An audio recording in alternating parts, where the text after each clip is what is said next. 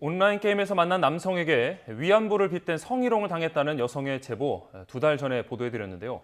하지만 경찰은 성희롱이 아니라 단순한 분노의 표출이었다며 고소당한 남성을 무혐의 처분했습니다.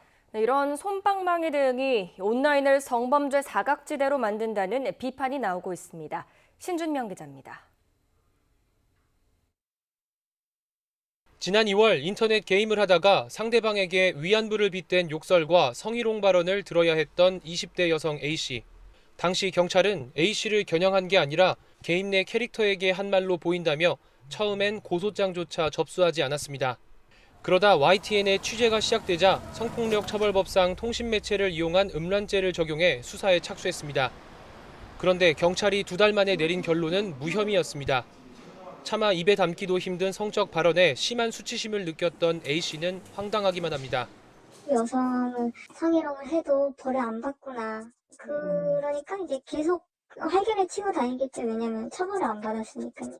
경찰이 적용을 검토했던 혐의는 성폭력처벌법상 통신매체를 이용한 음란행위, 성적 욕망을 유발하거나 만족하게 할 목적으로 통신매체를 이용해 성적 수치심이나 혐오감을 일으키는 말 등을 상대방에게 전달할 경우 적용됩니다.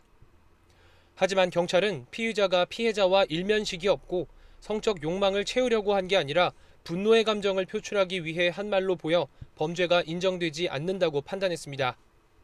경찰의 판단 내용을 살펴본 변호사는 불특정 다수가 만나는 온라인 게임 공간에서 서로 대면한 적 있느냐를 두고 혐의를 판단하는 건 어불성설이라고 지적했습니다. 어떤 성적 표현이 담긴 욕을 해도 얼굴 한번 본 적 없는 사이라서 통신매체 이용 음란죄가 안 되고 특정성이 없어서 모욕죄도 안 되니 처벌에 공백이 생길 우려가 있습니다. 이런 솜방망이 대응이 인터넷 게임 채팅방에서 이뤄지는 성희롱에 면죄부를 줘 성범죄 사각지대로 만든다는 지적도 나옵니다. 성적인 모욕이나 명예훼손 류의 그런 괴롭힘들이 계속 이어지고 있는데 경찰 단계에서부터 막히는 사건들이 비일비재할수록 계속해서 온라인 공간에서 여성에 대한 성적인 괴롭힘들이 일어날 수밖에 없습니다.